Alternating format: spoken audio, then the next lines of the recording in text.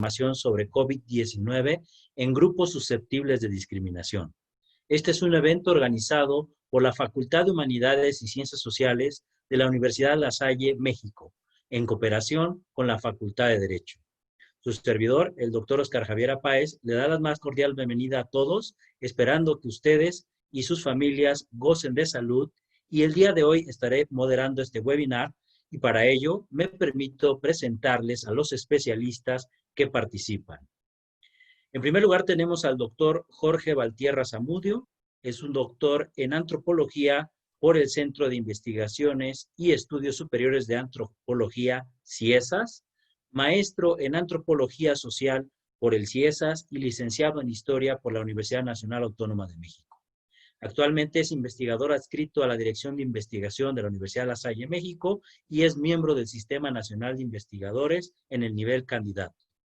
También nos acompaña la doctora Claudia Edbeth Pedraza Bucio, especialista doctora en Ciencias Políticas por la Universidad Nacional Autónoma de México, maestra en Comunicación por la misma Casa de Estudios y es investigadora adscrita a la Dirección de Investigación de la Universidad La Salle, México, también miembro del Sistema Nacional de Investigadores en nivel candidato. También contamos con la presencia del doctor Ricardo Bernal Lugo, doctor en Humanidades con especialidad en Filosofía Moral y Política por la Universidad Autónoma Metropolitana, maestro en Filosofía Moral y Política, licenciado en Filosofía por la Universidad La Salle, México, investigador adscrito a la Dirección de Investigación de la Universidad La Salle, México y miembro del Sistema Nacional de Investigadores, también en el nivel candidato.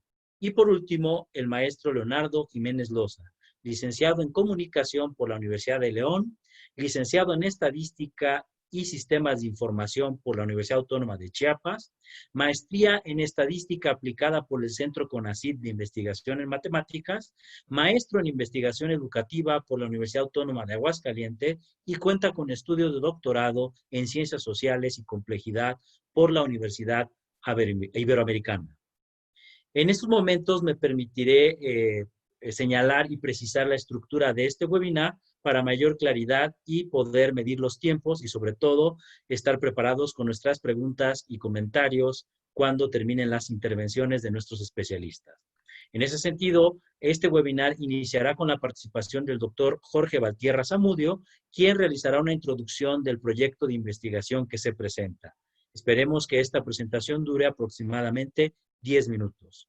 Posterior a ello, la doctora Claudia Edbeth Pedraza Bucio nos hablará sobre los elementos claves del derecho de acceso a la información sobre el COVID, esperando que su participación sea aproximadamente 20 minutos.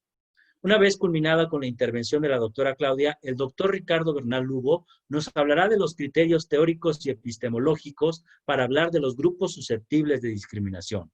Igual, esperemos que su intervención dure aproximadamente 20 minutos.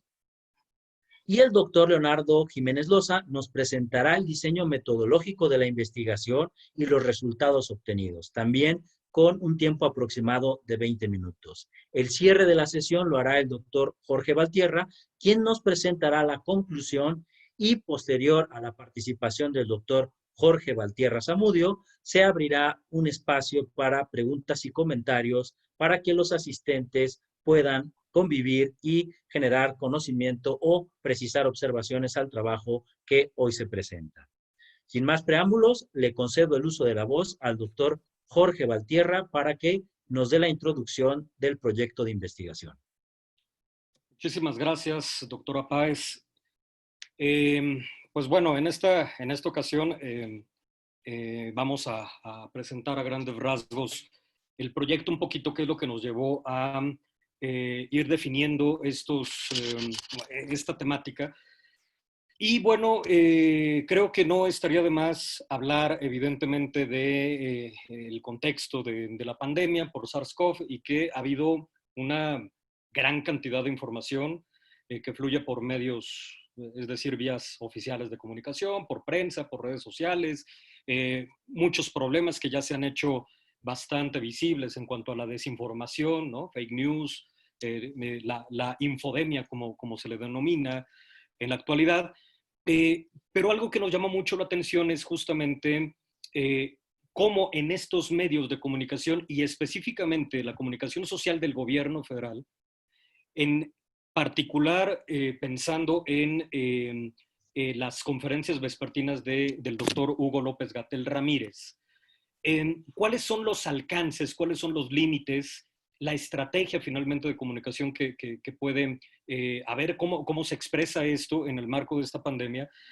Pero digamos que al estar evidentemente discutiendo al respecto, pues nos lleva a ver una situación muy, muy particular que tiene que ver con los grupos susceptibles de discriminación, la mención que de estos grupos se hace en estos canales de comunicación, insisto, específicamente, por lo menos en esta investigación, se refiere al gobierno federal, a los canales de comunicación social del gobierno federal, y qué tanto al final se podía informar de manera particular, de manera muy, muy específica a cada uno de estos grupos. Eso nos llevó a muchos debates, evidentemente, y entre ellos, pues tratar de entender cuáles son los grupos susceptibles de discriminación, tomando en cuenta que en el marco de la pandemia empezaron a surgir, como ya estarán explicando mis colegas, empezaron a surgir grupos que no estaban contemplados en esta categoría, ¿no? Podríamos, obviamente, mencionar como uno de los más evidentes los grupos que pertenecen al sector laboral tal cual del área de salud, ¿no? Enfermeras, enfermeros, hablar de hasta call center, ¿no? Relacionado con la Secretaría de Salud, médicos, evidentemente, en fin, o sea, estos grupos que no estaban contemplados, y eso entonces nos empieza a dar luz también para ir entendiendo cómo poder imaginar este trabajo de investigación. Dicho esto, uno de los objetivos principales que nos llevó a desarrollar este trabajo, pues tiene que ver con mostrar la importancia del derecho a ser informado, simplemente para ejercer, es decir, para el ejercicio de la ciudadanía como tal, pero también para afrontar las dificultades de muchos de estos grupos susceptibles de discriminación ante la emergencia sanitaria. Hablar de casos muy, muy específicos e información específica hacia estos grupos y si, bueno, esto no era así, ¿qué tipo de información es la que se estaba presentando en estas conferencias? Para esto, pues obviamente hay otros canales de comunicación que sí llegamos a tomar en cuenta, pensar en medios impresos y electrónicos, ¿no? La prensa, redes sociales, etcétera, pero creo que esto, tomando en cuenta la naturaleza de este trabajo, es algo que vamos a seguir desarrollando, así que lo que presentamos aquí en un inicio es justo los resultados específicamente de las vías de comunicación social oficiales. Y bueno, también hablamos como otro de los objetivos, pues ir identificando los contenidos, ya habíamos comentado diferenciados, pero también la identificación de cuál es la información prioritaria realmente para el gobierno federal, ¿no? Vemos una serie de grupos que ya presentarán también mis colegas, ¿no? Que tienen prioridad sobre otros y eso pues eso implica también el diseño de una metodología bastante compleja que pues ya en su momento se expresará, pero para saber cuántas veces, por ejemplo, es mencionado un grupo, si hay grupos que realmente no se mencionan y que realmente pueden estar considerados pensando en personas en situación de calle, ¿no? Que se menciona muy pocas veces, hablar de, por ejemplo, personas privadas de la libertad, ¿no? Que no es lo mismo la cantidad de veces que se mencionan estos grupos a, por ejemplo, adultos mayores o niñas y niños, ¿no? Y bueno, para cerrar esta presentación y pues dejar que mis colegas expliquen específicamente cómo se fueron tratando todos estos temas, pues es importante sobre todo tomar en cuenta que la pertinencia y utilidad de la información, no tanto cómo se ha manejado, sino incluso cómo se podría manejar, tiene que ver sobre todo para enfrentar todos esos obstáculos que muchos grupos, que a lo mejor no consideramos o que en situaciones normales no los pensamos como susceptibles de discriminación, son útiles evidentemente en el contexto de la pandemia, pero también en un contexto de pospandemia. Por lo tanto, esta investigación es, digamos, como un resultado preliminar, por así decirlo, pero esto continuará todavía un buen momento. De momento, cierro con esta presentación y cedo la palabra al doctor Páez para que presente a mis colegas ya enfocados específicamente en las partes en las que se divide el trabajo. Agradecemos la intervención del doctor Jorge Valtierra. Toca ahora el turno a la doctora Claudia Ivette Pedraza para hablarnos sobre los elementos clave del derecho de acceso a la información sobre el COVID-19. Adelante, doctora. Muchas gracias, doctora Páez. Muchas gracias también a todos los que nos están acompañando en la presentación de, la presentación de este proyecto y de estos resultados, pero que en realidad lo que queremos es justamente abonar a la discusión de el derecho a la información como un derecho fundamental de la ciudadanía y en este particular contexto de pandemia, como un derecho en caso de ser obstaculizado, pues supone no solamente una privación de la información, sino también una privación de muchos otros derechos, ¿no? Porque partimos de concebir justamente al derecho a la información como un derecho grave. Efectivamente, como mencionaba el doctor Valtierra, lo que nosotros encontrábamos es que uno de los bienes fundamentales para enfrentar esta pandemia era justamente la información, ¿no? Estamos hablando de un bien que permite tomar decisiones para poder enfrentar los riesgos, para poder actuar, para poder evitar ciertas cuestiones que se derivan de toda esta contingencia sanitaria.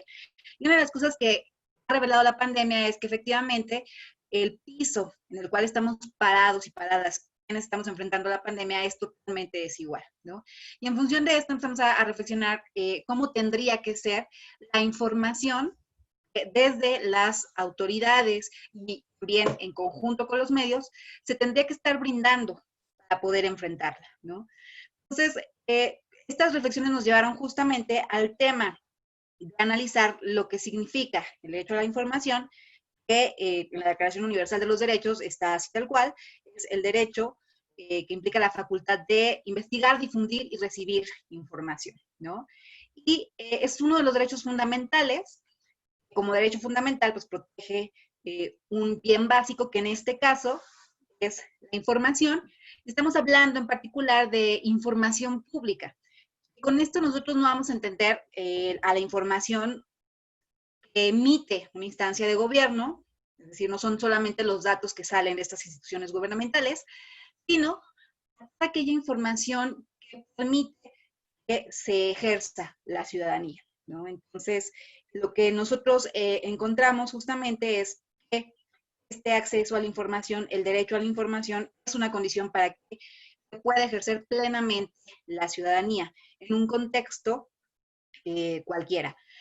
Hablando de una situación como la que estamos enfrentando, pues la información cobra una relevancia mucho mayor, porque este ejercicio de la ciudadanía, que es un ejercicio de derechos, se vuelve central para garantizar la salud, para garantizar la educación, para garantizar en general otras condiciones de la vida. Entonces, por eso nosotros hablamos de la información como un derecho llave, es decir, es el que permite acceder al ejercicio de otros derechos.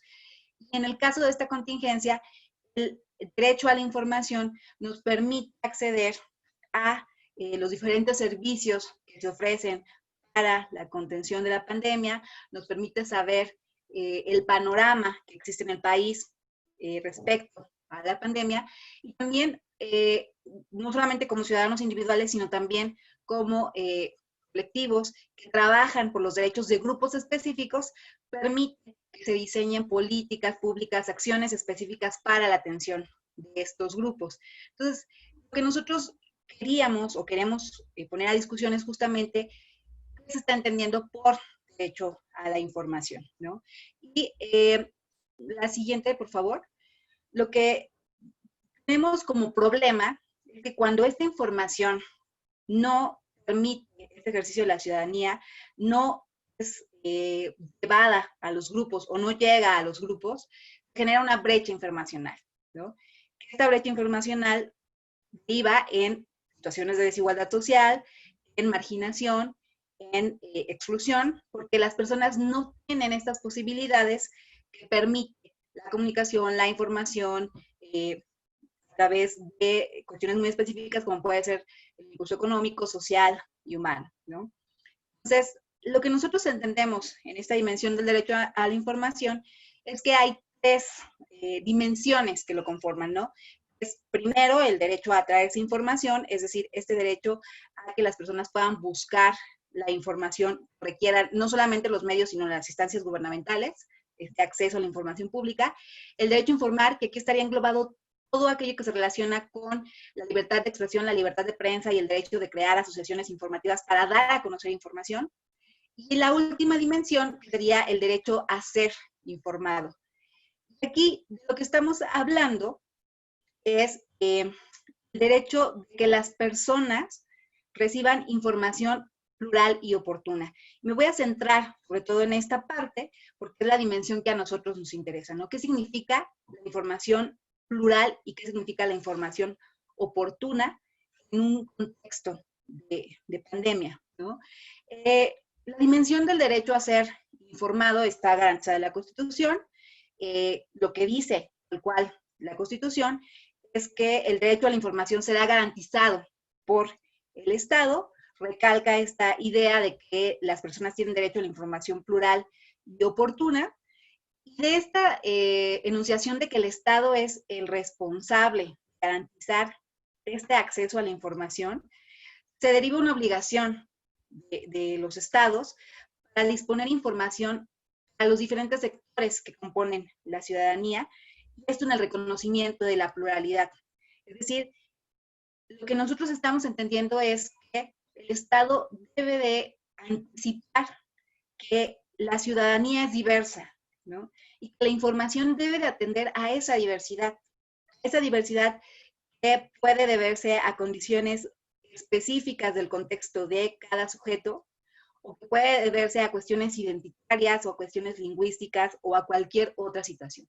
Pero parte reconocimiento de que en una sociedad como la sociedad mexicana, las personas no solamente no están en el mismo piso para acceder a la información, sino que además enfrentan contextos que son muy específicos y que requieren, por lo tanto, información muy particular para poder enfrentar las diferentes particularidades que el ejercicio de su ciudadanía les demanda.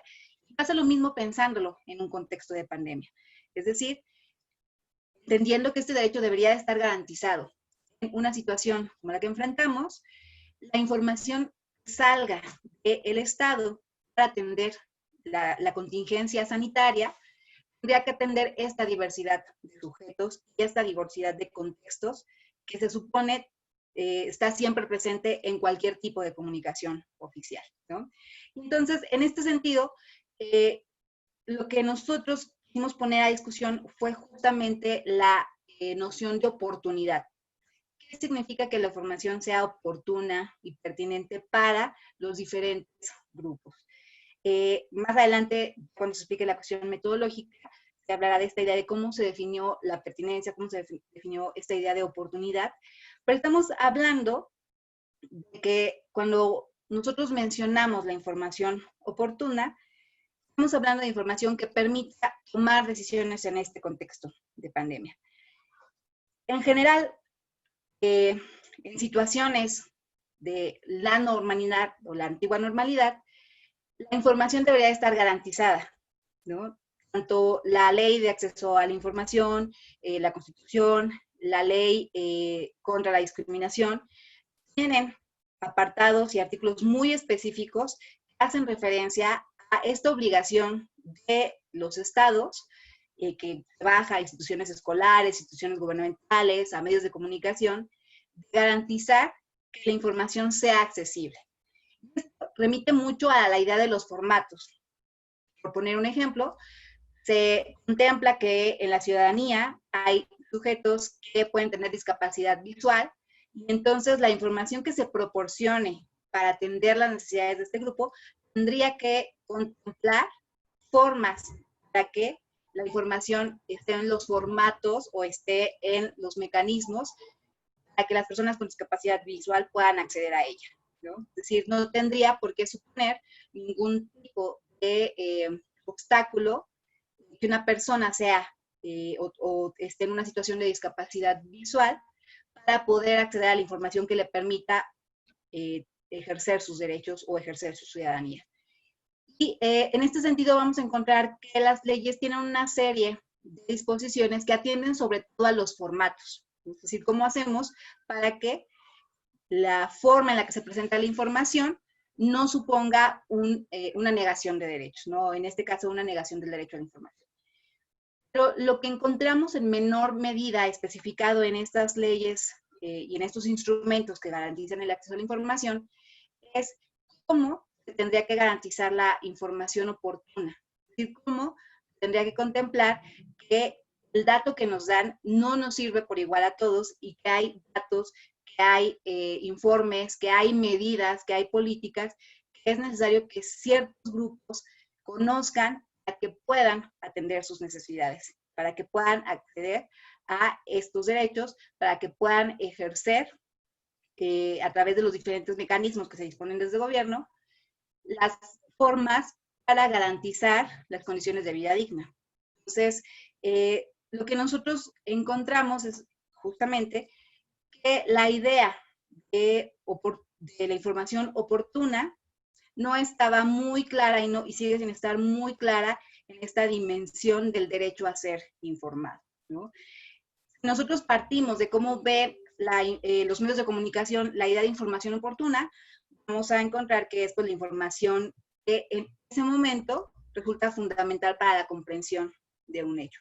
Y un poco retomando esta idea es que quisimos hacer este análisis al respecto de la información oportuna, de la pertinencia de la información para estos grupos en específico.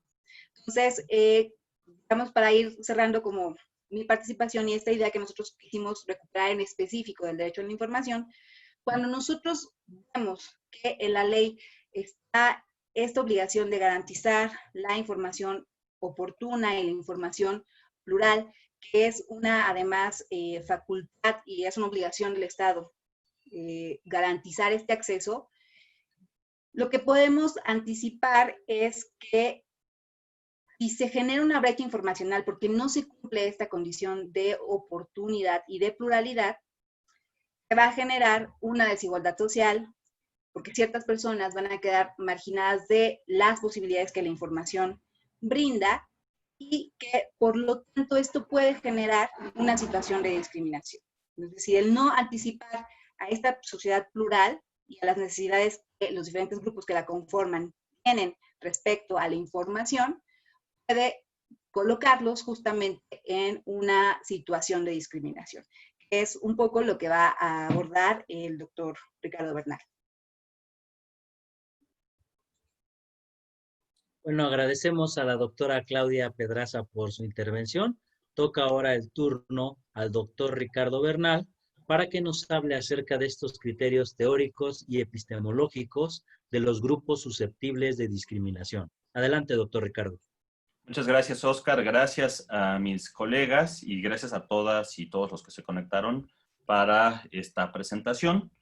Recopilando un poco lo que han dicho mis compañeros para poner un poco en situación cuál es el proyecto que estamos trabajando, hemos dicho hasta ahora que se ha intentado analizar el derecho a ser informado, que es una dimensión del derecho a la información, de grupos susceptibles de discriminación. De tal suerte que a mí lo que me toca exponer es cómo definimos este segundo elemento de nuestro proyecto, que es grupos susceptibles de discriminación, porque implicó un conjunto de decisiones teóricas y epistemológicas que son importantes. Para analizar cómo se llevó a cabo el derecho a ser informado de grupos susceptibles de discriminación, elegimos como indicador las conferencias vespertinas del doctor Hugo López-Gatell, más bien de la Secretaría de Salud, porque las consideramos que si bien no es la única vía con la cual se puede analizar el derecho a ser informado, no agota el derecho a ser informado, sin embargo, sí es un índice muy, muy importante por la relevancia que han tomado estas conferencias. Entonces, lo que hicimos, como lo explicará en un momento el doctor Leonardo, fue analizar cómo se incluyeron o no estos grupos que ahora mencionaré susceptibles de discriminación.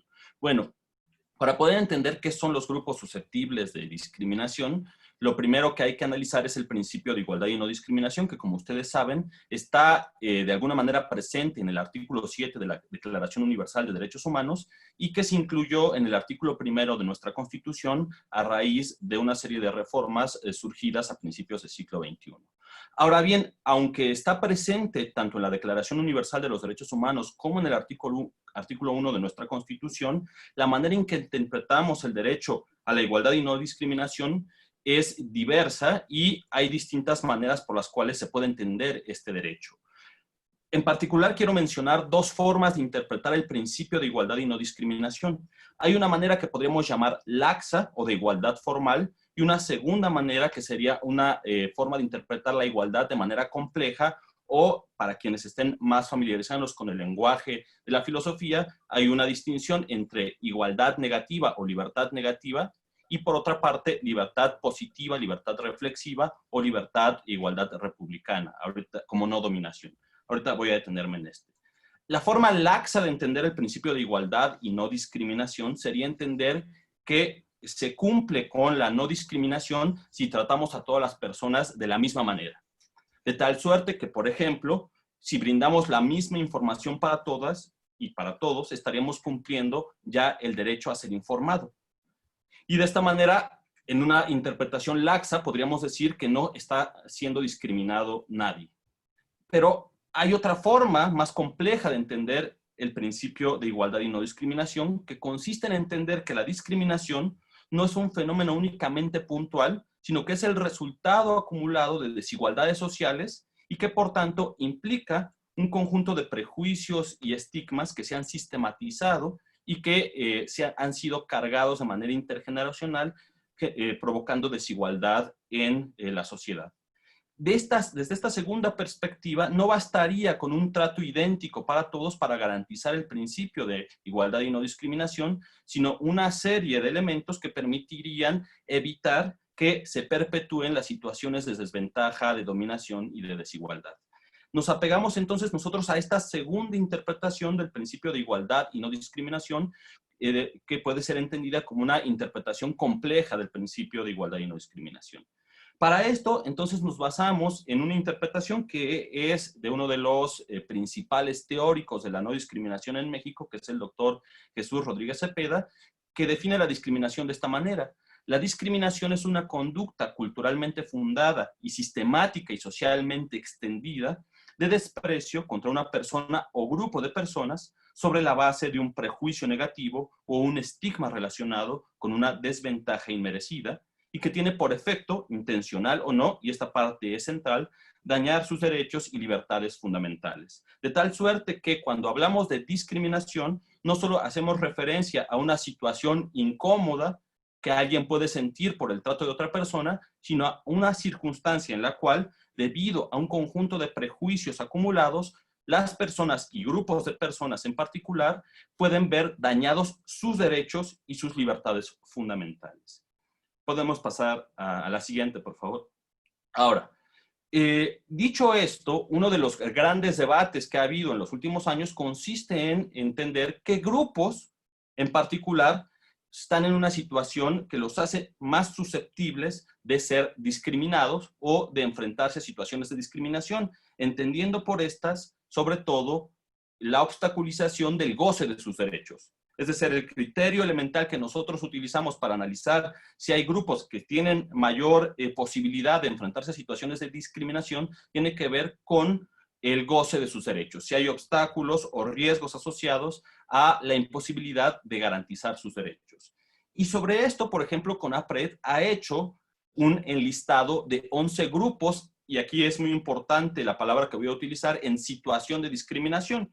De hecho, hay una serie de categorías que ya han sido analizadas por la Suprema Corte de Justicia y por otros organismos internacionales que nos permiten analizar cuáles son aquellas categorías que nos permiten sospechar si se trata de un trato diferencial que no es razonable.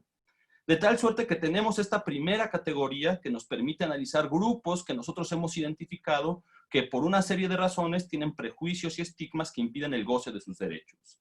Sin embargo, lo que nosotros identificamos en este trabajo es que en el caso particular de la pandemia, no nos enfrentamos únicamente a situaciones de discriminación que provengan o que más bien se ejerzan sobre grupos que estructuralmente están en una situación que los hace más cercanos a ser discriminados, sino que ocurre una cosa singular, y es que hay grupos que de una u otra manera, aunque estructuralmente en una situación, como decía Claudia, de antigua normalidad, no necesariamente sean grupos estructuralmente en situación de discriminación. Sin embargo, en esta pandemia sí son susceptibles de estar en situaciones de discriminación. Como muy bien señalaba el doctor Jorge en su exposición, identificamos muy específicamente a todos los trabajadores del sector salud, que como ustedes saben, si bien en otras circunstancias no necesariamente pueden ser grupos que estructuralmente estén en una situación de discriminación, sí en esta pandemia en particular se han generado un conjunto de prejuicios y estigmas que los hacen susceptibles de discriminación. De tal suerte que utilizamos la categoría ya no de grupos en situación de discriminación, que hace referencia a una situación estructural de discriminación de desventajas acumuladas, sino que utilizamos la categoría de grupos susceptibles de discriminación, que incluye al mismo tiempo a los grupos que estructuralmente están en situación de discriminación, pero también a aquellos que en esta pandemia han sido más susceptibles de enfrentarse a prejuicios y estigmas que de una u otra manera obstaculizan sus derechos. No sé si podamos pasar a la siguiente, por favor. Bueno, a partir de este razonamiento, hicimos una tabla que, desde luego, que puede ser discutida, pero de los grupos que nosotros consideramos que son susceptibles de discriminación y que, esto es muy importante, en el caso particular del derecho a ser informado, requerirían de información particular relacionada con los obstáculos y los riesgos a los que se enfrentan específicamente en el marco de esta pandemia. De esta forma tenemos adultos mayores, comunidades rurales, barrios, pueblos y comunidades indígenas, niñas, niños y adolescentes, migrantes, refugiados, desplazados, mujeres. Agregamos la categoría de mujeres embarazadas porque consideramos que tiene obstáculos y riesgos particulares, la comunidad LGTBI y las trabajadoras, aquí esto es importante señalarlo, las trabajadoras del hogar y las personas en situación de trata y explotación sexual, y otra serie de grupos, y en este trabajo de diseño vinculamos esto con los riesgos específicos. Los otros grupos son personas con discapacidad, personas en situación de pobreza, personas en situación de calle, personas privadas de la libertad, personas que viven con VIH y personas con problemas de salud mental y personal de salud. Una vez identificados estos grupos que desde nuestra perspectiva son susceptibles de ser discriminados, identificamos también por qué razones específicas estos grupos son susceptibles de ver obstaculizados sus derechos en el marco particular de la pandemia. Entonces, en la columna de la derecha, ustedes van a encontrar los riesgos que identificamos en estos grupos particulares. Muchos de ellos, además de cuestiones, por ejemplo, de movilidad, tienen que ver con prejuicios, porque los prejuicios y estigmas también, de una u otra manera, generan situaciones que impiden el goce de derechos y que son importantes considerar. La siguiente, por favor. Bueno, a partir de esta tabla, de identificar cuáles son los grupos susceptibles de discriminación a partir de una comprensión fuerte del principio de igualdad y no discriminación, a partir de ampliar la categoría de situación de discriminación a grupos susceptibles de discriminación y a partir de identificar no solo estos grupos, sino los riesgos y los obstáculos asociados, razonamos que estos grupos requerirían información diferenciada para cumplir, como ya explicaba muy bien la doctora Claudia, el derecho a ser informado, que incluye en una interpretación que nosotros hacemos que el principio de pluralidad incluye también la necesidad de información diferenciada para poder materializar sus derechos fundamentales, sus libertades fundamentales, y para poder ejercer plenamente y satisfactoriamente estos derechos en el marco de la pandemia. de tal manera que los grupos susceptibles de discriminación, y esto es una cita que hacemos en nuestro propio trabajo, requieren información diferenciada en función de los riesgos específicos a los que se enfrentan en situaciones en las que las desventajas sociales potencializan los riesgos y los obstáculos para acceder a estos derechos. Con este marco teórico conceptual, pudimos nosotros entonces analizar la manera en la cual se ejercía o no este derecho a ser informado, tomando como indicador las conferencias del doctor Hugo López-Gatell, pero también exploramos otros elementos como por ejemplo el papel de la prensa. Desde nuestra perspectiva, y con esto culmina mi participación, desde nuestra perspectiva, el derecho a ser informado, si bien tiene plena responsabilidad por parte del Estado, también de manera secundaria puede ser ayudado a cumplirse a partir de la prensa, que cumple un papel fundamental en el derecho a la información en términos generales. Y por eso también es importante ampliar nuestra investigación analizando también cuál ha sido el papel que ha tenido la prensa para garantizar o no el derecho a ser informado de estos grupos susceptibles de discriminación. Aquí culmina mi participación. Agradecemos mucho al doctor Ricardo Bernal por sus precisiones. Y toca ahora el turno de otorgar la palabra al maestro Leonardo Jiménez Loza para que nos hable acerca de las metodología, el diseño metodológico de esta investigación, así como los resultados obtenidos. Adelante, doctor Leonardo. Gracias. Buenas tardes a todas y a todos. Bueno, a mí me toca hablarles un poco del método que utilizamos para poder visibilizar la situación por la que atraviesan lo que hemos denominado como grupos susceptibles de discriminación en el contexto del derecho al acceso a información sobre COVID-19. La estrategia que utilizamos fue utilizar el análisis de contenido y para ello revisamos 42 conferencias. Como ya lo había explicado el doctor Jorge Valtierra al inicio de esta exposición, este estudio o esta investigación es un proyecto de mayor alcance. Ahorita les estamos presentando los resultados que tenemos de una parte de este estudio, ¿no? Y que tiene que ver con el análisis de dos etapas concretas de la pandemia, la etapa 2 y la etapa 3. Y en ese marco analizamos nosotros 42 conferencias emitidas por el doctor Hugo López-Gatell. Estas conferencias abarcaron lo que fue el mes de abril y hasta el 12 de mayo de este año.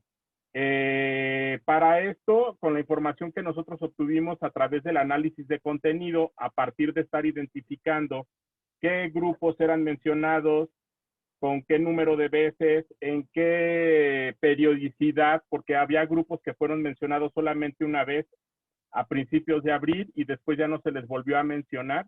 Y hubo grupos que fueron constantemente mencionados, no solo dentro de una sola conferencia, sino a lo largo de todo el periodo. Pudimos construir un índice al que nosotros denominamos el índice, el índice de facultad informacional. Para esto nosotros lo que hicimos fue visibilizar pues el número de menciones de los grupos por sesión y por periodo, el tipo de contenido cuando se hacía referencia a estos grupos, qué tipo de información era la que se proveía o se les proporcionaba. Si era información general o era información específica. Ya la doctora Claudia nos había hablado hace unos minutos acerca de la importancia de que la información pudiera ser específica para que entonces los grupos, de acuerdo a esta diversidad de formas de ser, pues pudieran tomar decisiones, pudieran actuar, pudieran protegerse. Y entonces en ese sentido lo que identificamos fue el tipo de información que se les proporcionó, si era general o específica, y el origen. Una de nuestras preocupaciones era si la mención de los grupos provenía directamente por el gobierno o era derivada de un cuestionamiento directo de la prensa que estaba presente en las conferencias del doctor Hugo López-Gatell de este periodo que les menciono. ¿Cuáles fueron los resultados que nosotros obtuvimos? Bueno, pues resulta que en el 80% de las sesiones hubo mención de al menos un grupo susceptible de discriminación. Es decir, a lo largo de este periodo de tiempo, de estas sesiones que nosotros revisamos, que fueron 42 en total, en el 80% de ellas pudimos identificar que sí había mención a estos grupos susceptibles de discriminación. Obviamente no todos los grupos eran mencionados en todas las sesiones, se iban mencionando conforme iban apareciendo ciertas circunstancias.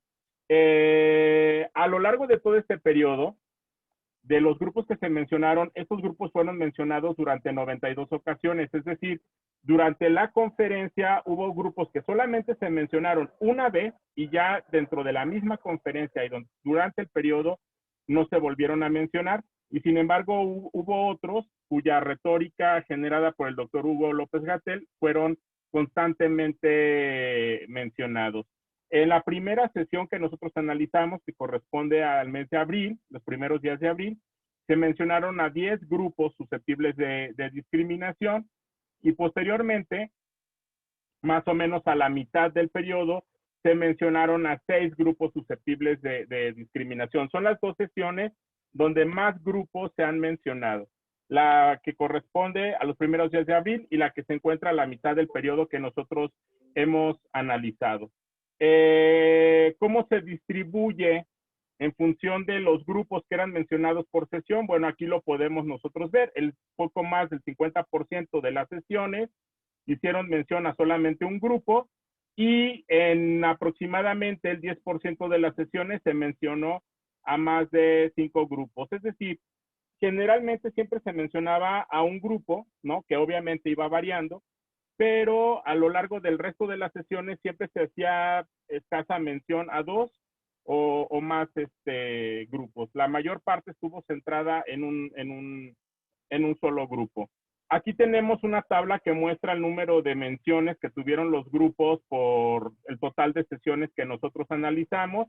Está jerarquizada y en ella nos podemos dar cuenta que de los grupos que menos visibilidad tuvieron y que menos mención tuvieron ante la pandemia, con una sola mención, es todo lo que tiene que ver con diversidad sexual, la parte que tiene que ver con personas en situación de calle, personas en situación de trata y cuestiones relacionadas con sexo servicio, etcétera, y los grupos que obviamente tienen la mayor cantidad de menciones, si ustedes lo pueden observar al final de la tabla, en el lado derecho, tenemos a los adultos mayores, a los niños y niñas y adolescentes, personas con discapacidad y personas en situación de pobreza, que en el caso de ellos, las menciones pues van desde 7 hasta 13 en el caso de las personas en situación de pobreza, ¿no? De hecho, los 3 grupos más mencionados a lo largo de este tiempo fueron niñas, niños y adolescentes, personas con discapacidad y personas en situación de pobreza.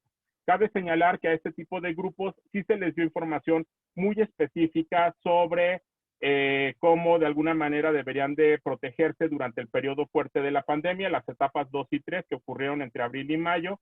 Sin embargo, los otros grupos que solamente fueron mencionados alguna vez, fueron mencionados por cuestiones como muy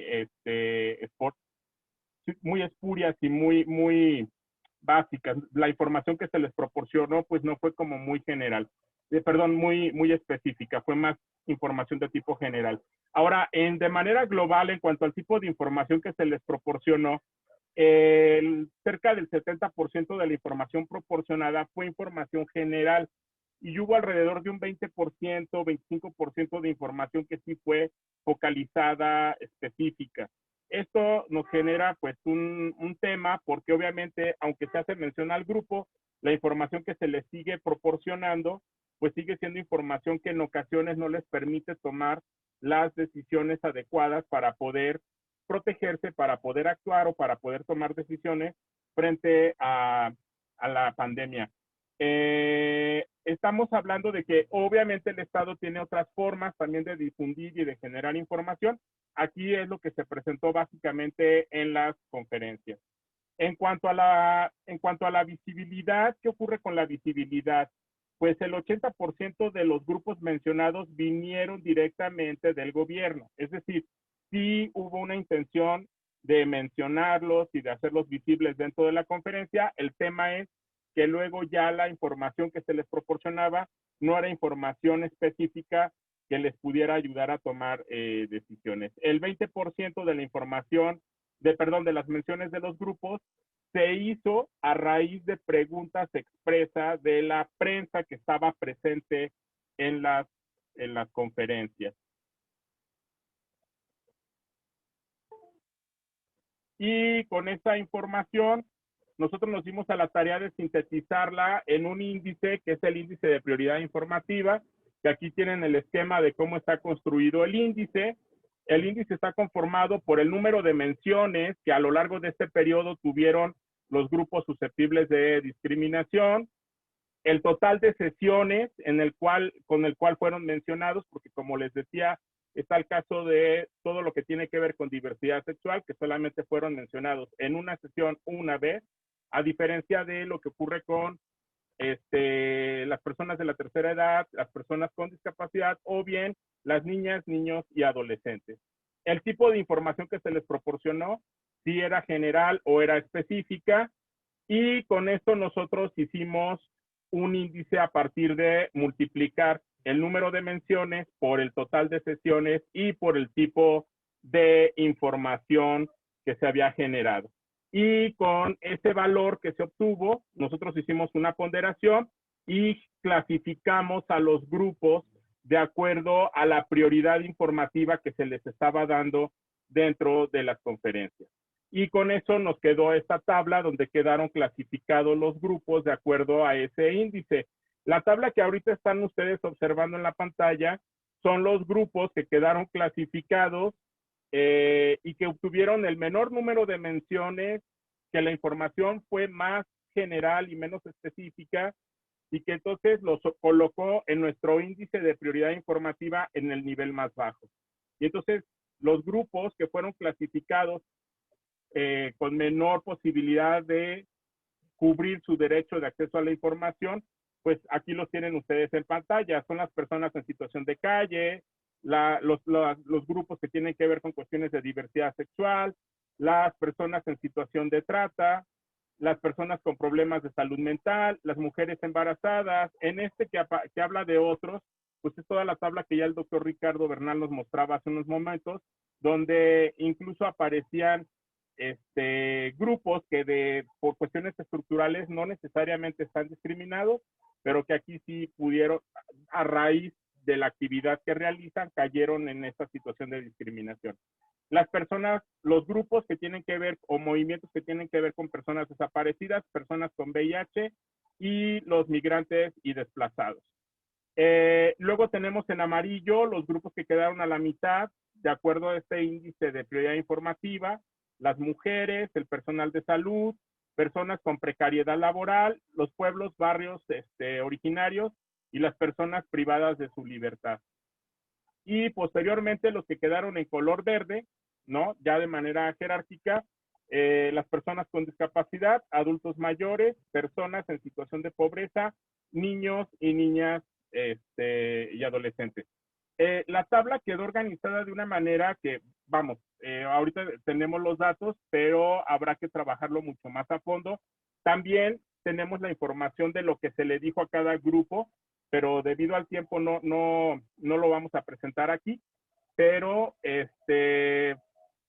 pareciera ser que hay un tema también como de puritanismo detrás de los grupos mencionados. Eso es tentativo y todavía necesitamos explorarlo y fundamentarlo.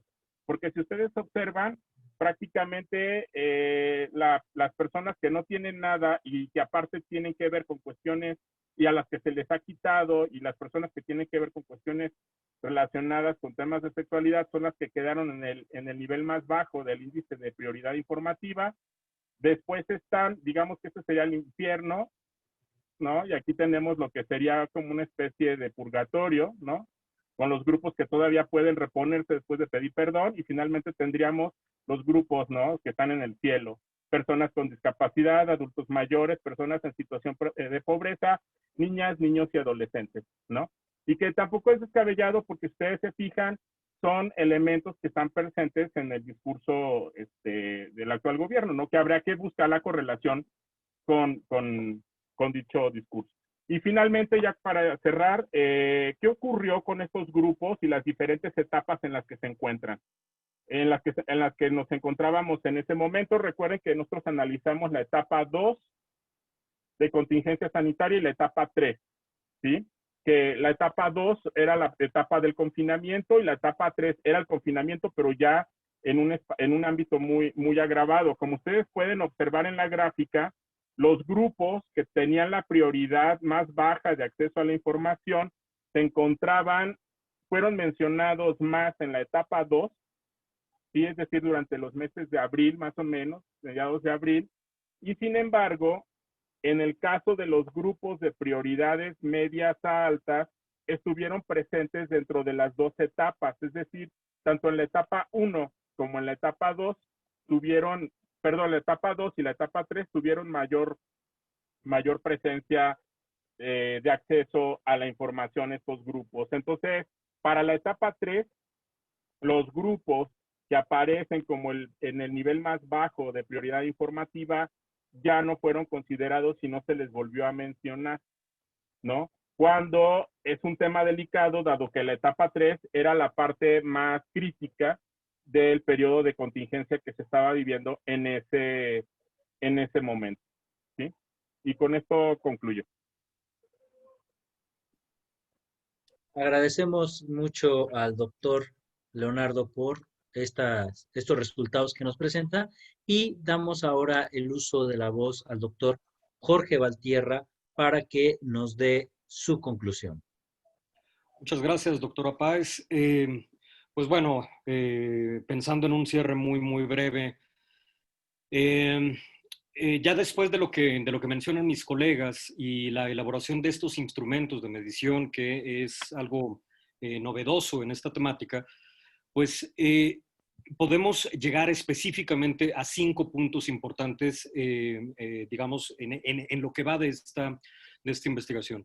Lo primero tiene que ver con aceptar que sí hay un reconocimiento de grupos susceptibles de discriminación, por lo menos en la agenda, evidentemente, de las autoridades, y, bueno, evidentemente con el propósito de ofrecer información para los fines que pues ya se han mencionado, sobre todo cómo abordar, cómo dar seguimiento y cómo superar obstáculos que se generan a partir de la situación de pandemia. Por otro lado, una cuestión novedosa también en esta investigación tiene que ver con la identificación de 16 grupos susceptibles de discriminación que van mucho más, digamos, incluso, es decir, pensando en la continuidad de esta investigación, es muy probable que encontremos otro tipo de grupos dentro de esas mismas categorías, ¿no? O sea, la idea evidentemente es ir entendiendo también cuáles son como estas especificidades, ¿no? Para el reconocimiento y visibilidad de estos grupos. Pero por lo menos en estas 42 conferencias que revisamos, digo, llevamos más, pero los resultados específicos de esta investigación, en esas 42 conferencias vespertinas ubicamos estos 16 grupos con diferencias muy, muy significativas.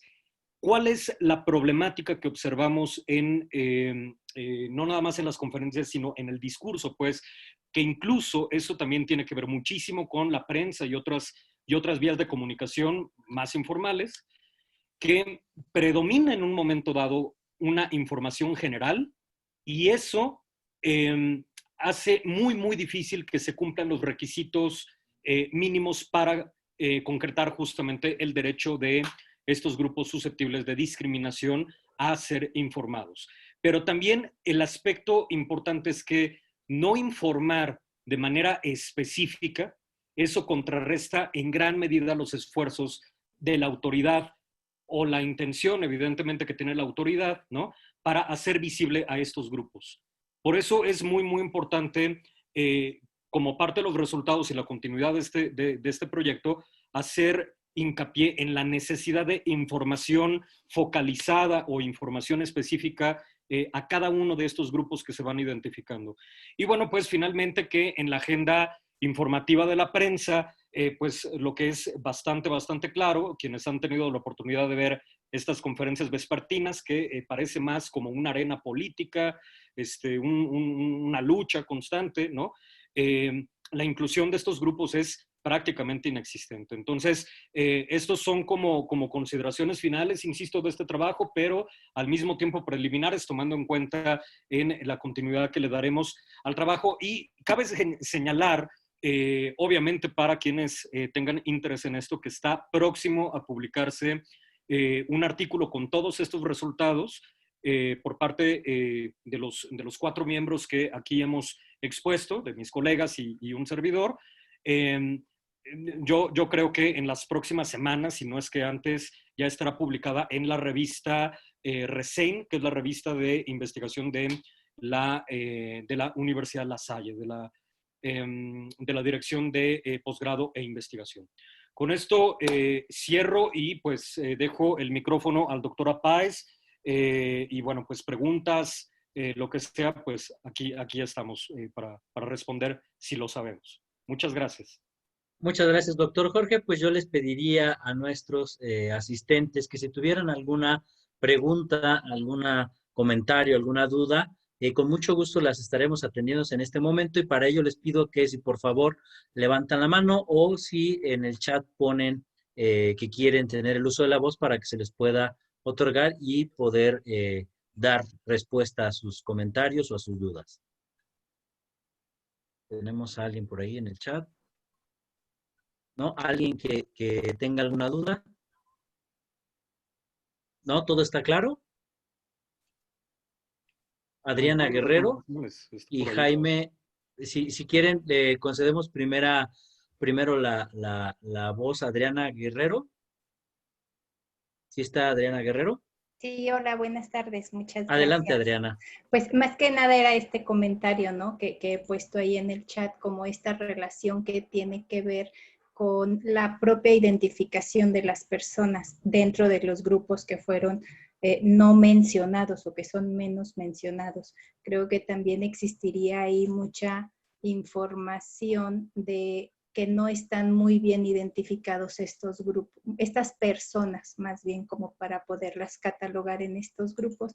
Y al mismo tiempo, bueno, me cuestiono nada más el periodo de tiempo en esta situación de maternidad de las mujeres embarazadas, que en muchos casos empezaron su embarazo durante la pandemia o terminaron su embarazo durante la pandemia. Entonces creo que más bien la identificación individual de la persona pudiera ser como un factor a considerar en estos grupos menos mencionados. Gracias. No sé si alguno de los ponentes, quisiera dar algún comentario a esta reflexión de Dulce Elisa. Perdón, de Adriana Guerrero.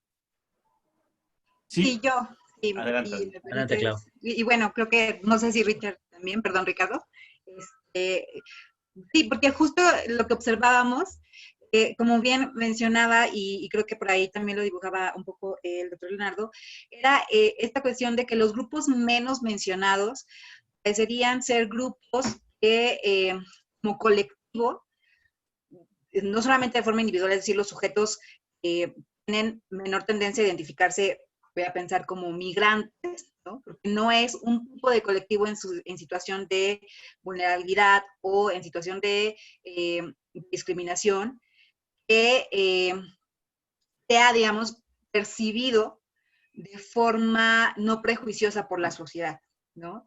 Entonces tenemos como a grupos, y por eso creo que señalaba un poco este componente un tanto cuanto puritano, grupos que son bien vistos por la sociedad, por el conjunto social, en el imaginario, donde las situaciones estructurales de discriminación no suponen un problema para las propias estructuras de reconocimiento de la sociedad, ¿no? Y entonces teníamos como esta situación de todos estos grupos, donde se sumaba, y creo que sí tiene mucha razón, esta cuestión de la propia identificación de los sujetos como pertenecientes a estos grupos. Es decir, una persona con discapacidad claramente se nombra a sí misma como parte de un colectivo, cosa que será mucho más complicada encontrar en una persona que está en situación de calle, ¿no? O en una persona que se encuentra en tránsito.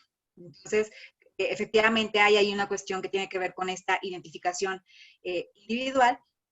Y en el caso justamente de estas situaciones que además no están determinadas de forma continua en el tiempo, como sí lo puede ser la situación de discapacidad o como sí lo puede ser la pertenencia al colectivo de adultos mayores. En el caso de las personas están en situación de migración, en el caso de las personas que están en situación de calle, estas situaciones se perciben como transitorias, ¿no? Aun cuando tengan una continuidad en el tiempo, para las personas que se encuentran en este tipo de situaciones, no es la condición de vida que ellos desearían tener, ¿no? O no es la condición de vida en la cual estén pensando quedarse, ¿no? Entonces me parece que tiene mucho que ver que justamente parecería que dentro de estas situaciones que son susceptibles de enfrentar actos o acciones que terminan en discriminación, la temporalidad sí es un elemento que hace que tengan mayor prioridad informativa, ¿no? O sea, que es finalmente lo que nosotros detectamos. Es decir, parecería que hay grupos a los que es necesario atender sí y siempre, y hay otros que les da visibilidad, se les reconoce como parte de esa sociedad diversa, pero no se dan este tipo de informaciones que les permitan atender estos riesgos que también enfrentan dentro de esta contingencia. Muchas gracias, doctora Claudia. Le damos uso la voz al doctor Ricardo Bernal, que quería Sí, comentar sí. también. Muchas gracias, Oscar. Solo para reforzar lo que dice la doctora Claudia, en este caso en particular, bueno, hay varios temas porque nosotros hemos presentado aquí la información, pero hay muchas cosas que debemos interpretar y seguir trabajando. Yo pondría un poco en reserva el tema específico de las personas de la comunidad de la diversidad sexual, pero en el caso específico de las personas en situación de calle, es muy claro que, entre otras posibilidades de no ser mencionado, tienen que ver también, por las razones que mencionaba Claudia, la incapacidad de organización y, por tanto, la dificultad para generar grupos de interlocución respecto al gobierno. Mientras que en los grupos más mencionados, entre otras razones, también puede explicarse la capacidad que tuvieron de tener interlocución con ciertas instancias que permitieron que se mencionaran en las conferencias vespertinas. Eso es un elemento importante.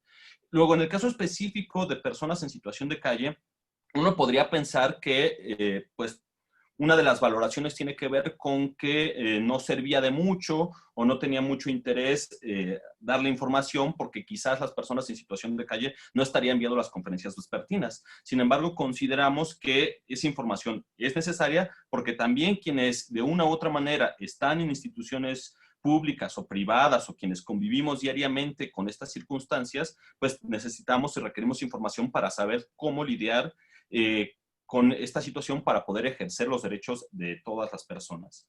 Y un elemento importante ahí, que eso es algo que debemos discutir y valorar, tiene que ver con que puede haber una explicación o hay varias explicaciones que nosotros estamos explorando respecto a por qué la comunidad de la diversidad sexual fue la menos mencionada.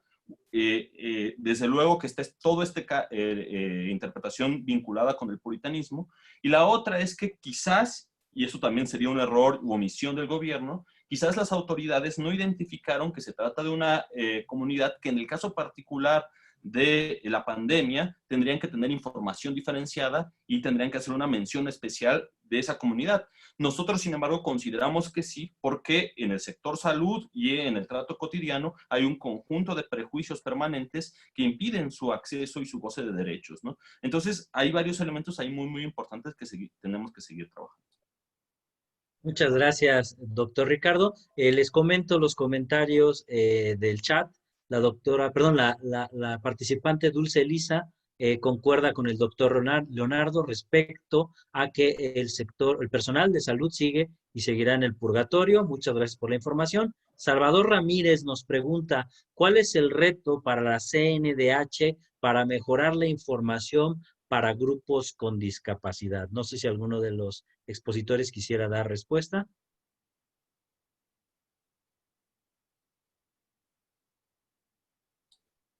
Leo. Sí, sí. Bueno, no sé si quieren, leo perdón, Oscar. Si quieren, yo puedo hacer un comentario al respecto. Creo que uno de los primeros pasos, como bien lo ha mencionado ya el doctor Ricardo Bernal y la doctora Claudia, pues es la visibilización de estos grupos que no están contenidos en categorías que tradicionalmente se consideran como sospechosas desde el punto de vista de la ciencia jurídica, ¿no? Bien lo mencionó el doctor Ricardo en su exposición, la Suprema Corte de Justicia ha señalado una serie de categorías específicas que se encuentran contenidas en el artículo 1 constitucional y que constituyen una obligación de prohibición de discriminación, ojo, no solo para las autoridades en el uso de sus facultades, sino que la propia Corte en distintas interpretaciones jurisdiccionales ha dicho que también alcanza a los ciudadanos esta obligación. Entonces, habría que reflexionar mucho sobre la visibilidad de grupos que tradicionalmente no se consideran categorías sospechosas, como sería el caso del personal de salud en el caso específico de una contingencia, pero también sobre la necesidad de que la Comisión Nacional de Derechos Humanos, bueno, haga hincapié en que esta obligación de no discriminación no solamente es para que visibilicemos a estos grupos con vulnerabilidades, sino que también estemos conscientes de la obligación que como ciudadanos tenemos de no discriminarlos. Creo yo que ese sería uno de los grandes retos que tiene la Comisión Nacional de Derechos Humanos, reconocer a estos grupos, pero también coadyuvar o seguir promocionando la responsabilidad y obligación que tenemos los ciudadanos de conocer este artículo y evitar la discriminación de todas estas categorías que se encuentran ahí y aquellas que aún no estándolo, de acuerdo a diversas interpretaciones de organismos internacionales y de la propia Corte, tenemos que respetar porque atentan en contra de la dignidad humana de ciertos grupos. Eso sería en mi punto de vista, pero creo que por ahí Leonardo también podría intervenir. Pues yo creo que ahorita el gran reto, sobre todo con estos grupos que tradicionalmente han sido acogidos de manera estructural por el sistema. O sea, es como una ironía que el mismo sistema de repente genera discriminación o estamos en un contexto de discriminación y el mismo sistema está tratando de reponer un poco esa parte, por ejemplo, en el caso de las personas con discapacidad, ¿no? Creo que ahí la labor ahora y el gran reto que se tiene es conservar los derechos que ya han ganado los grupos o las personas que forman parte de este grupo que nosotros retomamos de los que ya reconoce CONAPRED como sujetos de discriminación y que están como personas con discapacidad. Pero yo creo que hay que visibilizarlo todavía mucho más allá, porque desafortunadamente todavía en el imaginario hablar de discapacidades, discapacidad motriz, discapacidad visual, discapacidad auditiva, y hay otra gran cantidad de tipos de discapacidad que no son visibilizadas y que desafortunadamente también esas personas requieren de cierta información específica, no solo para ellos, sino para sus cuidadores. Estoy pensando en el caso de discapacidad intelectual, que son de las menos visibilizadas, ¿no? Y que pareciera ser que siempre que se va a hablar de discapacidades, poner a una persona con silla de ruedas y ya, cuando hay otro tipo de temas. También los motivos por los que se obtuvo la discapacidad. No es lo mismo una persona que, dadas sus condiciones, tiene una discapacidad ya de carácter congénito a una persona que la adquirió, que es una discapacidad adquirida, y que tuvo la posibilidad de incluso ser consciente sobre los derechos que debería de tener como tal, ¿no? Entonces, creo que ahí la Comisión de Derechos Humanos tiene un gran reto porque precisamente, retomando lo que ponía la doctora Claudia, para que podamos acceder a la información debemos reconocernos diversos y plurales. Y mientras eso no ocurra, pues va a ser muy difícil que sigamos hablando con los grupos. Es lo mismo que pasa, por ejemplo, con la diversidad sexual, ¿no? Esta parte de no es lo mismo la parte homosexual, la parte bisexual, que la parte transexual o transgénero. Están en condiciones totalmente diferentes. Entonces, yo creo que hacer como esos matices y esas distinciones también son importantes para que se pueda generar información mucho más específica. Sí creo que es importante aclarar que sí hay información en algunas de las dependencias, pero el espacio institucional que se abrió para socializar el tema del COVID fueron las conferencias vespertinas. Por eso es, como lo explicaba el doctor Ricardo, que decidimos tomar ese espacio, ¿no? Y ahí podemos visibilizar, pues, desde dónde están posicionados los grupos, ¿no? Ese era mi comentario. Muchas gracias, Leonardo. Toca ahora el turno a María de Jesús, quien nos quiere comentar algo al respecto. Hola, buenas tardes. Gracias por abrir el espacio. Tengo una pregunta, bueno, son varias cuestiones. La primera sería una pregunta que es ¿cuál es la hipótesis de la que se partió ¿no? Para poder hacer todo este análisis que es muy rico en cuanto a la cuestión cuantitativa, pero yo destacaría cuál es la parte cualitativa que puede destacarse también. ¿Por qué? Porque si estamos hablando de grupos en situación de discriminación, de grupos discriminados, de grupos estructural y sistemáticamente discriminados y de otros grupos, ¿no?, que ahora están en una situación de desventaja social, como es los que están en el área médica, creo que hay una serie de categorías entre lo sospechoso y lo no sospechoso que abre el espectro a lo cualitativo y que me parece que es importante para profundizar y fortalecer este estudio que me parece buenísimo y que nos sitúa en una idea de política pública de derechos humanos. Y en ese sentido, yo diría, pues habría que revisar en primer lugar, pues hasta dónde hay en este contexto, este tipo de cuestiones de derechos, porque si no lo hay, es muy complicado también empezar a trabajar hasta dónde hay un acceso a la información si lo que se quiere solamente es informar de manera generalizada, y ahí puntualizaría cuál es el focus del análisis del discurso político de este grupo en el poder que nos está gobernando y a quién está dirigido, porque ahí quiero vincularlo con los componentes del derecho. Y es precisamente dos, la asequibilidad y la adaptabilidad. Y es precisamente, si no es asequible, pues digo, y si no es adaptable, ¿por qué? Porque si nosotros vemos gráficas, la cuestión estadística, pues ¿a quién está dirigido? A sector universitario, no a los sectores populares, porque no entienden gráficas, no por denostar, sino porque no hay una formación, no hay un interés o porque no es parte de lo cotidiano, ¿no? Entonces es como si a mí me ponen a ver en qué consiste un ornitorrinco, sin saber qué cosa es, no voy a entender nada, ¿no? O una cuestión de la teoría cuántica, que no estoy formada en eso. Entonces, me parece que la cuestión de los componentes del derecho son muy importantes, y la otra es el tipo de política pública que se tiene, y aquí suscribo esta cuestión porque me parece que lo que es población callejera, población migrante, LGBTI, entre otras, no hay datos suficientes, son poblaciones itinerantes, etcétera. Entonces, habría que ver hasta dónde, por eso decía, ese discurso está pensado en ese sentido, tiene una intencionalidad, por supuesto. Y entonces, si no hay datos, ¿cómo te voy a presentar una gráfica de cómo va? Digo, hay un censo ya aquí en la Ciudad de México hace como 2 años que hizo el propio gobierno, pero es muy dificultoso, ¿no?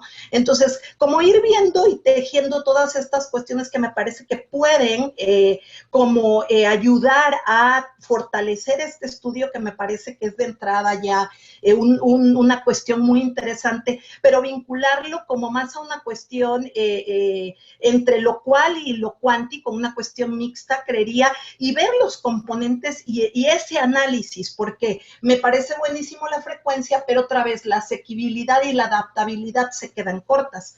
Para mí, en lo personal, no hay una política de derechos todavía, y obviamente pues toda esta parte del deber ser y lo que dice la CPU y todos los documentos normativos pues están ahí, pero no hay un goce real de derechos en ese sentido. Entonces era lo que quería opinar, porque es lo que me provoca el escucharles. Muchas gracias.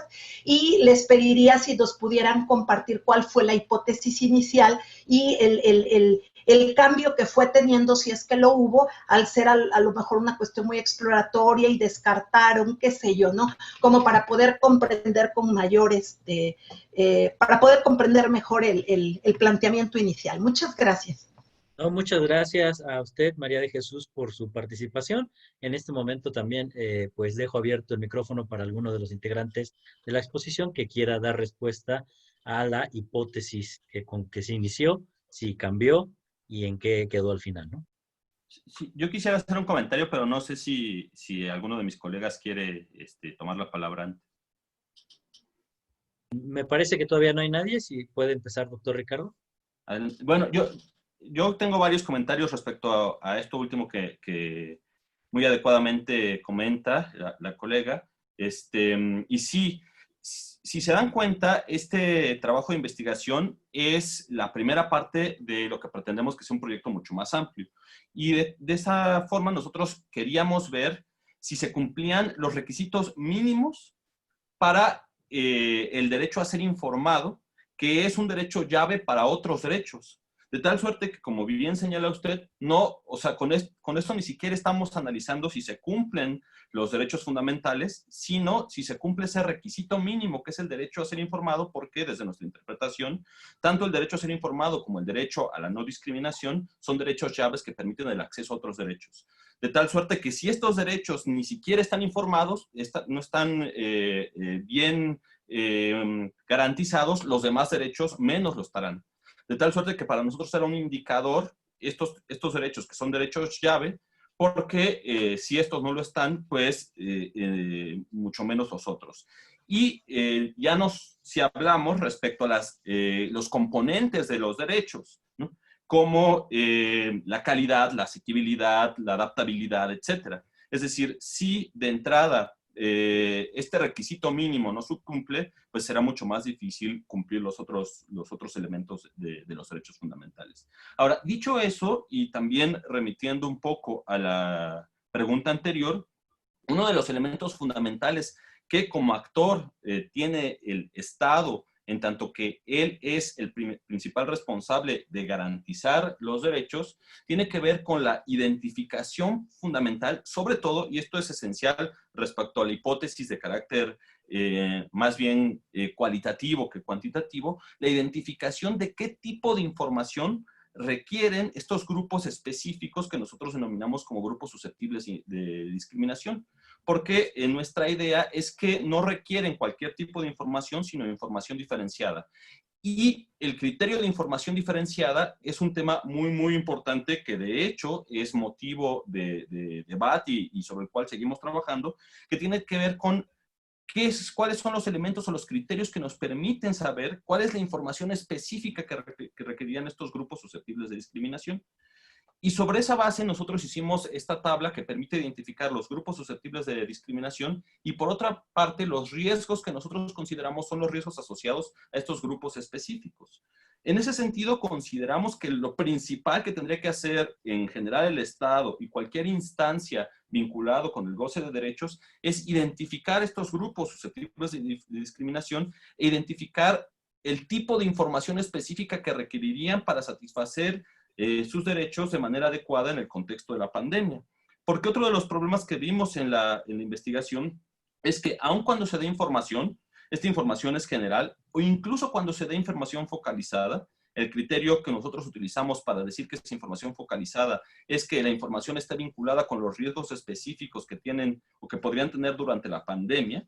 Si esta información es focalizada, no necesariamente implica que provea de soluciones o de información que les permita hacer algo para estar en una situación de menos riesgo.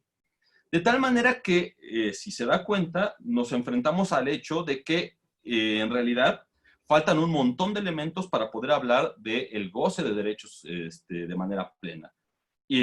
No solo con el hecho de que hubieran sido mencionados de manera específica en las conferencias vespertinas, implicaría ya que se estaría garantizando una información que les permitiera acceder a derechos. En ese sentido, pues, como se pueden dar cuenta, en realidad, pues, para poder hablar de una sociedad en la que se garanticen los derechos, nos falta muchísimo, si este requisito, que es el mínimo, no lo está todavía. Muchas gracias, doctor Ricardo Bernal. No sé si algún otro ponente quisiera tomar la voz. Claudia, adelante, doctora.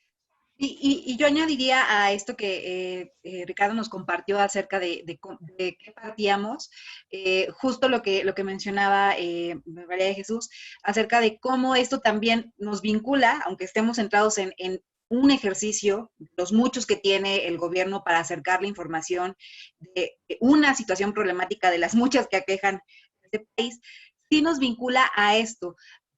¿Qué información ya tiene trabajada el Estado y el gobierno para orientar políticas públicas, ¿no?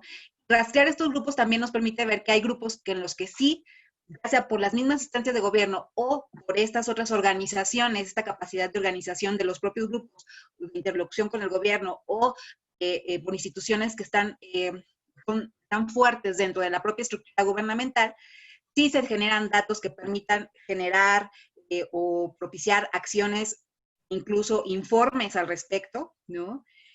¿Qué grupos, como bien mencionaba, no existe la información que permita generar políticas? O sea, pensaba justo, mujeres es un grupo del cual se tiene información y por el cual se pueden generar ciertas acciones. Ahí también tendríamos que meter el componente de la política, ¿no? Lo político, es decir, tanto convenía que este grupo era visible dentro de las conferencias en el contexto de lo que estaba ocurriendo, ¿no? Personas con discapacidad, niños, adolescentes, personas adultos mayores, son todos grupos que tienen una representación fuerte de instituciones que tienen interlocución con el gobierno, ¿no? Y por lo tanto, desde estos grupos y desde otras organizaciones se genera información. Pero justo también parece ser que los grupos que a nosotros nos aparecen con menos prioridad informativa son los grupos que tienen menos representación en las instancias del gobierno y de los cuales se genera menos información. Y entonces, si no existe información que permita generar acciones determinadas, en este caso de contingencia sanitaria, es muy probable que tampoco exista información para ejecutar otro tipo de acciones de política pública para los derechos de la antigua normalidad. Es decir, es muy probable que estos grupos, no solamente en esta situación de pandemia, sino en otras situaciones, no tengan ninguna política que los atienda para las problemáticas que en sus propios contextos y situaciones enfrentan. Muchas gracias, doctora Claudia. Toca ahora responder la pregunta de María de la Luz Villalobos, quien nos pregunta cuál es la opinión respecto a la atención y tipo de información dirigida a grupos indígenas hablantes o no de español. Y el doctor Jorge Valtierra dará respuesta a esta interrogante. Muchas gracias, doctora Páez. Me parece muy interesante esta pregunta porque, de hecho, los grupos indígenas es un tema sumamente complejo. Por un lado, lo que vemos es que hay mucha representación de los grupos indígenas en instituciones, o sea, no nada más el INPI, INALI, etcétera, sino también vemos que hay una falta de conocimiento de gran parte de su... no hablo únicamente de costumbres como tales, sino sus prácticas cotidianas. Independientemente de si se trata en un contexto urbano o en un contexto rural, cuando hablamos de grupos indígenas, el hecho de que hablen o no español no significa que adaptar, por ejemplo, esta información, traducirla, por ejemplo, o pensando como en grupos con un desplazamiento lingüístico importante y que, bueno, ya hablan únicamente español, ¿no? Por lo general, no necesariamente significa que la información sea de calidad o la información esté adaptada a ese tipo de costumbres que tienen. Algo muy interesante que hemos visto, digo, se ha hecho trabajo de campo en comunidades indígenas ya desde hace bastante tiempo, con otros grupos de investigación, y ahora hemos tenido algún contacto con algunas comunidades vía telefónica, por otros medios, y lo que se ve con claridad es que a pesar de que en la actualidad son muy pocos los grupos indígenas que no hablan español, las vías de comunicación, los mensajes, no necesariamente son, digamos, inteligibles para estos grupos, ¿no? O sea, lo que vemos es, como todo este tipo de recomendaciones básicas sanitarias, como lavarse las manos, como no estar, digamos, en lugares, digamos, que implique como una gran cantidad de gente, el uso, por ejemplo, de cubrebocas, ¿no? Pero no se entiende muchas veces el tipo de prácticas que ellos llevan, por ejemplo, si están trabajando en el campo, qué tan práctico puede ser este tipo de situaciones, si en la comunidad en la que viven hay una situación muy grave de escasez de agua, ¿no? Lo que implica finalmente los costos, por ejemplo, de aislar tal cual la comunidad o de cerrar las comunidades. En fin, son una serie de elementos, y lo digo de una forma muy superficial porque habría que entrar mucho más incluso en la importancia de cierto tipo de prácticas religiosas, ¿no?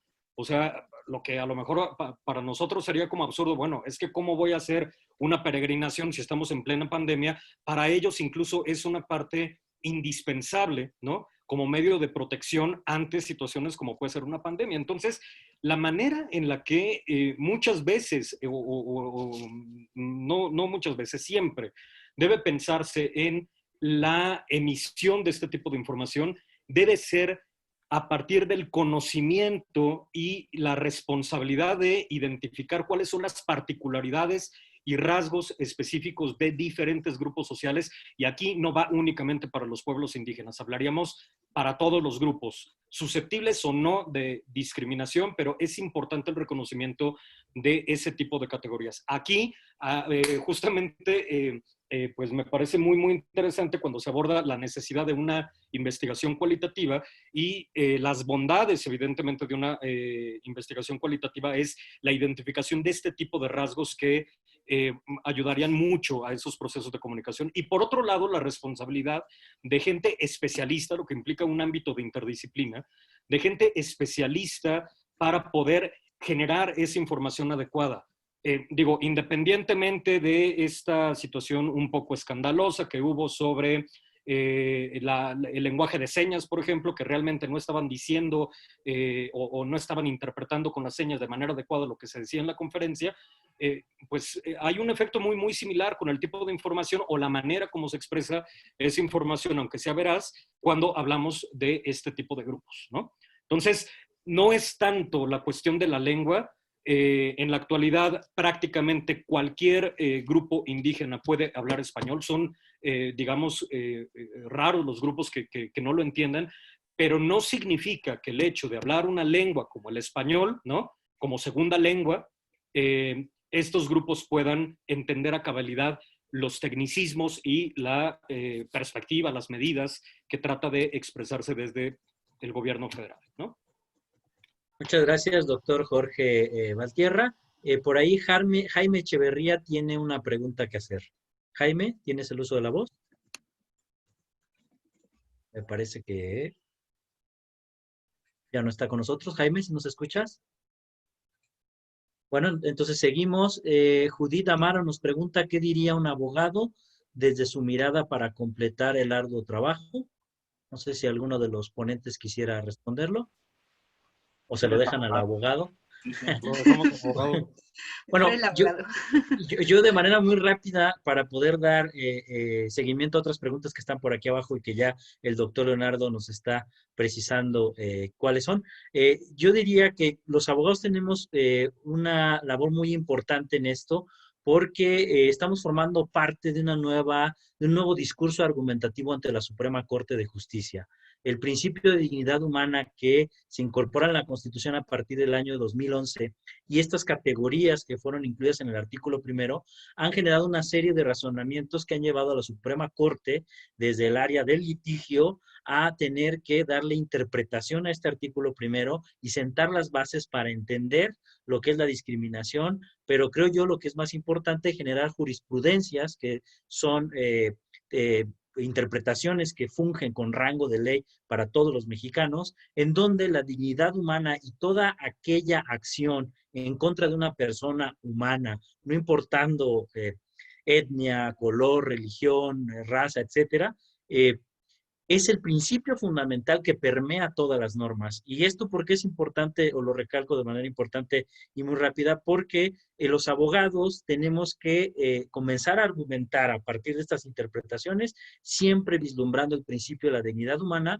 como la guía para poder detectar cualquier caso de discriminación contra cualquier persona, no importando si es de un grupo tradicional, si es de un grupo que por situación de pandemia está sufriendo alguna vulnerabilidad. El simple hecho de ser persona y tener este principio de dignidad humana, creo yo que viene a complementar mucho las reflexiones que se generarán en los artículos productos de esta investigación, porque vamos a poder vislumbrar cómo ha permeado no solo el ámbito jurídico, sino ya las reflexiones de los compañeros en sus distintas áreas y distintas ciencias. Ese sería mi apunte. Y bueno, ahora otorgo el uso de la voz para, me parece que Clarisa quería, por ahí, si mal no me equivoco, Clarisa quería hacer alguna pregunta. Le concedemos el uso de la voz a Clarisa para que nos haga su pregunta.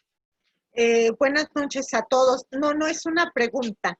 Yo más bien, en primer lugar, quiero felicitar a todo el equipo.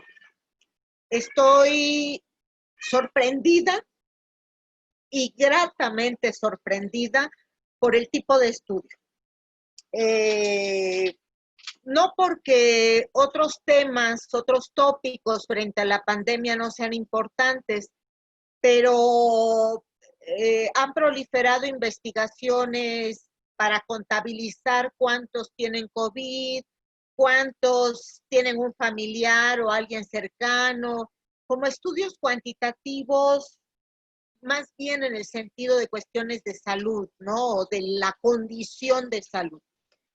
En otros estudios más, tratando de hacer estudios cualitativos, pues han proliferado los estudios que tienen que ver con los efectos emocionales en las personas durante este confinamiento. Pero yo felicito al equipo porque solemos como público general hacer muchas críticas a cualquier administración del gobierno, a cualquier personaje en función, pero las hacemos desde nuestras entrañas, las hacemos por filiación con alguna orientación partidista o simpatía hacia el personaje, etcétera, pero no hacemos una crítica clara, académica, como el estudio que nos están presentando, para decir, oigan, no me gusta lo que están diciendo, la información que nos están brindando, nada más porque no me gusta que X personaje se tarde en decir toda una oración o porque otro no tenga manera de explicar más didácticamente las estadísticas, etcétera. No. Me encanta esto y los felicito porque efectivamente este estudio es un estudio del discurso precisamente sobre lo que está puesto ahí en la agenda informativa de prensa, ya sea a través del gobierno, de los medios masivos de comunicación, pero está ahí un discurso y me encantó ver esto. Hay suficientes referentes que han expuesto para decir, ojo, el discurso que nos vendió alguien que llegó a la presidencia hablaba de inclusión, hablaba del pueblo, de los que somos más, etcétera. Pero pues no, en el discurso también nos queda claro que no se nos está tomando en cuenta a muchos. Y que hay personas en situación de vulnerabilidad, pero que es como los que están de moda, de esos hay que hablar, o de los que no tenemos mayor problema ahorita, ¿no?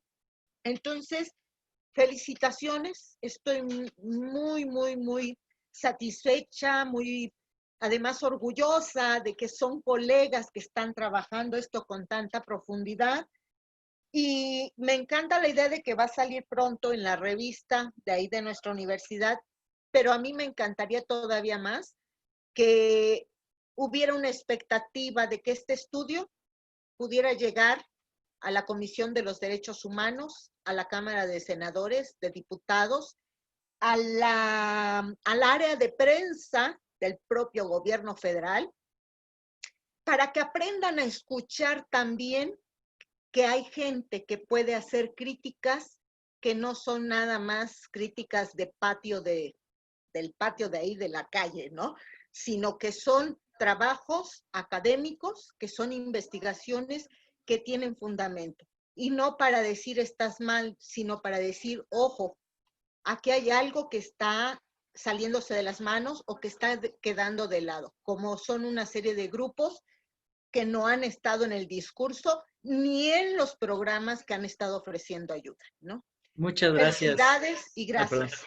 Muchas gracias, Clarisa, por las felicitaciones y todas esas observaciones.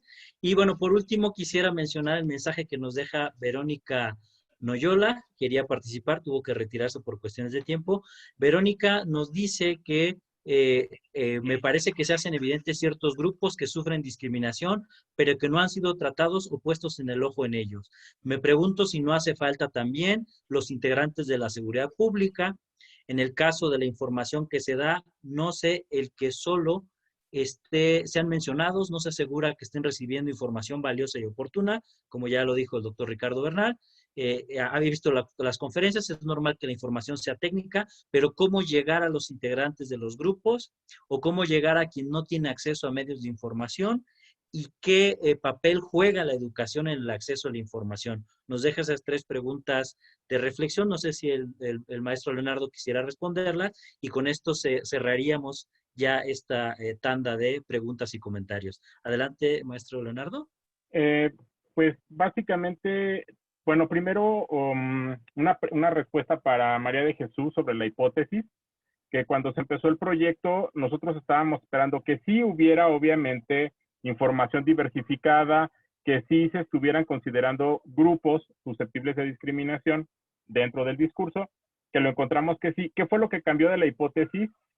Pues que los grupos que tradicionalmente, que incluso están considerados por la CONAPRED como susceptibles de discriminación, eran los que esperábamos nosotros encontrar, y pues nuestra sorpresa fue precisamente abrir esta parte a una discriminación que no es estructural, sino que tiene que ver con el tema de la contingencia, ¿no? Como está el caso, por ejemplo, del personal de salud, ¿no? Que es un grupo que pasó de aparentemente tener privilegios a ser un grupo muy castigado, ¿no? Y lo mismo podría ocurrir con con este grupo que menciona Verónica Noyola, del personal de seguridad, ¿no? Que nosotros no lo teníamos considerado, pero que también podría estar en esta situación de pues ciertos protocolos o de ciertas acciones específicas que tendrían que cuidar ahí. Tenemos una parte cualitativa, eso también es importante, que apenas estamos trabajando, entonces también eso enriquecería esta parte del proyecto. Y sobre la parte de la educación, pues sí, obviamente la parte de la educación sería clave para que obviamente desde el mismo proceso educativo, pues obviamente vayamos teniendo esa mirada diversa, plural, inclusiva y no y que desde ahí se pueda ir atendiendo parte de, pero no es solo la educación la solución, ¿no? Estamos en una época donde pareciera ser que la escuela tiene que resolver todo, y pues sí le toca, es un gran componente de la ecuación, pero sola no puede y no le toca resolver necesariamente todo, ¿no? Pero sí es importante que desde ahí se haga el esfuerzo para atender esta mirada mucho más plural y diversa. Sería todo. Bueno, pues agradecemos mucho la presencia a todos los que nos acompañaron en esta sesión. Si no hay nada más que aportar, Oscar, es que adelante.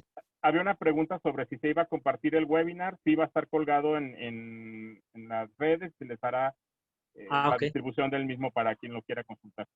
Y también próximamente va a estar en el micrositio de la Facultad de Derecho y pues yo supongo en la página de Justicia Social, ¿no? Sí, si así vamos es. a tratar de colgarlo. De diversificarlo para darle mayor difusión y que puedan conocerlo mayor número de personas, pero también si alguien está interesado, el doctor Jorge Valtierra ya dejó por ahí su correo para si hubiese alguna duda, alguna aportación o algún comentario, también lo pueden hacer de manera directa en su correo. Pues creo que ahora sí ya no hay ninguna información más que dar. Agradecemos mucho la presencia a todos, les agradecemos mucho sus comentarios, sus observaciones, enriquecen mucho el trabajo y estaremos próximamente presentando estos resultados en revistas académicas como en los propios medios de comunicación de los grupos de investigación y de las facultades involucradas en el desarrollo del proyecto. Pues no queda más que despedirme, les deseo que tengan mucha salud ustedes, sus familias e Indivisa Magna. Hasta luego, muchas gracias. Hasta luego.